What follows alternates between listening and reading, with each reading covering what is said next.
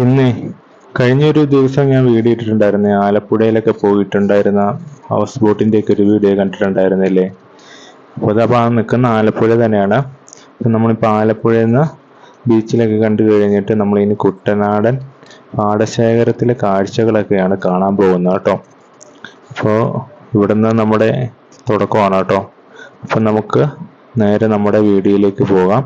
നമ്മുടെ ചാനലൊക്കെ ആദ്യമായിട്ട് കാണുന്ന കൂട്ടുകാരൊക്കെ ആണെങ്കിൽ ചാനൽ ഒന്ന് സബ്സ്ക്രൈബ് ചെയ്ത് കൂടെ കുടിക്കുക. നല്ല നല്ല യാത്രാ കാഴ്ചകളൊക്കെ നമ്മൾ നമ്മുടെ ചാനലിലൂടെ കാണിക്കുന്നത്.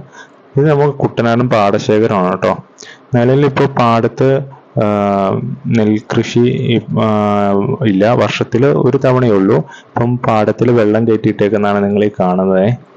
കേരളത്തിൽ ആലപ്പുഴ, കോട്ടയം, പത്തനംതിട്ട ജില്ലകളിലായി പരന്നു കിടക്കുന്ന കായലുകൾക്കും വിശാലമായ നെൽവയലുകൾക്കും മറ്റ് ഭൂമിശാസ്ത്രപരമായ പ്രത്യേകതകൾക്കും പേരുകേട്ട ഒരു പ്രദേശമാണ് കുട്ടനാട്.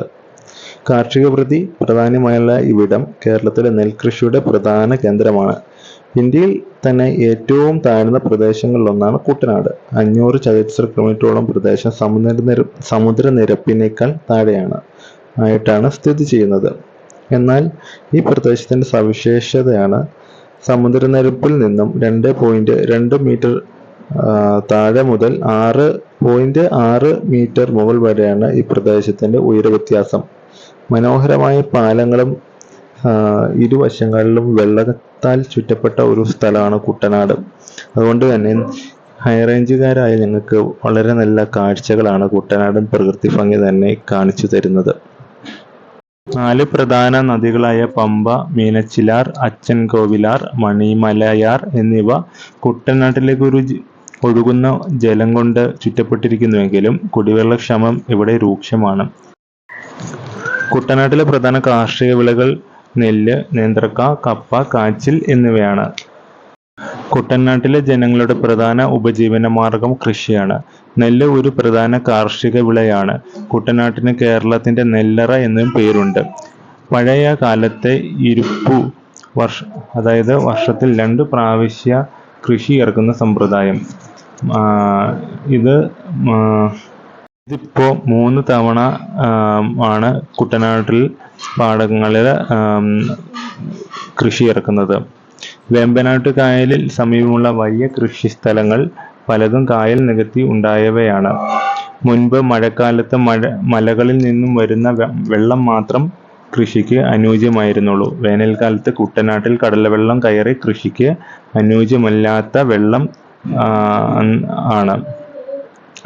അതുകൊണ്ട് കേരളത്തിലെ 2 മഴക്കാലങ്ങളോട് അനുസരിച്ച് വർഷങ്ങളിൽ 2 കൃഷി മാത്രമേ സാധ്യമായിരുന്നുള്ളൂ.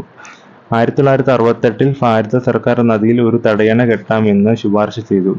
അതുകൊണ്ട് വേനൽക്കാലത്ത് കടൽവെള്ളം നദിയിലേക്ക് പ്രവേശിക്കുന്നത് തടയാൻ കഴിയും. അങ്ങനെ കർഷകർക്ക് വർഷത്തിൽ 3 കൃഷി ഇറക്കുവാനും കഴിയും.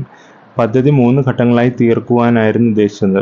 തെക്ക് ഭാഗം, വടക്കു ഭാഗം, ഇതു രണ്ടിനെയും കൂട്ടിയോജിപ്പിക്കുന്ന 3ാമത്തെ ഭാഗം. എന്നാൽ പദ്ധതി പല കാരണങ്ങൾ കൊണ്ടും താമസിച്ചു.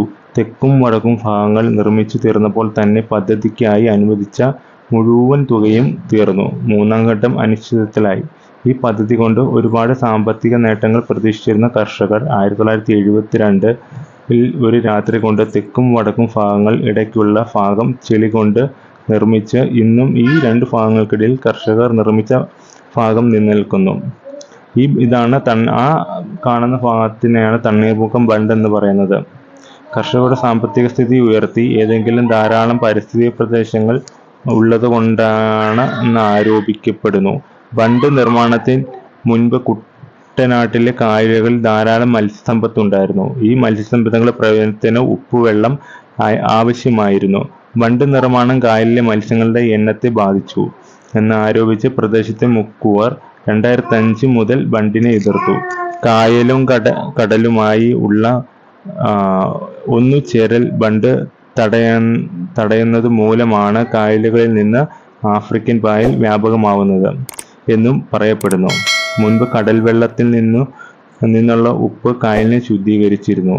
ഇന്നിത് കായലോരവും പായൽ കൊണ്ട് മൂടിയിരിക്കുന്നു. നാട്ടിലെ കുറച്ച് കാഴ്ചകൾ മാത്രമേ ഈ വീഡിയോയിലൂടെ നിങ്ങൾ കണ്ടുള്ളൂ. അപ്പം നമ്മുടെ പുതിയ വീഡിയോകൾ എല്ലാവർക്കും ഇഷ്ടപ്പെട്ടു വരികയാണെങ്കിൽ നമ്മുടെ ചാനൽ സബ്സ്ക്രൈബ് ചെയ്ത് കൂടെ കുടിക്കൂ. നിങ്ങളുടെ അഭിപ്രായങ്ങളും നിർദ്ദേശങ്ങളും കമൻ്റ് ആയിട്ട് ഇടണേ. അപ്പോൾ നമ്മുടെ വീഡിയോ കണ്ട കൂട്ടുകാർക്ക് താങ്ക് യു ഫോർ വാച്ചിങ്.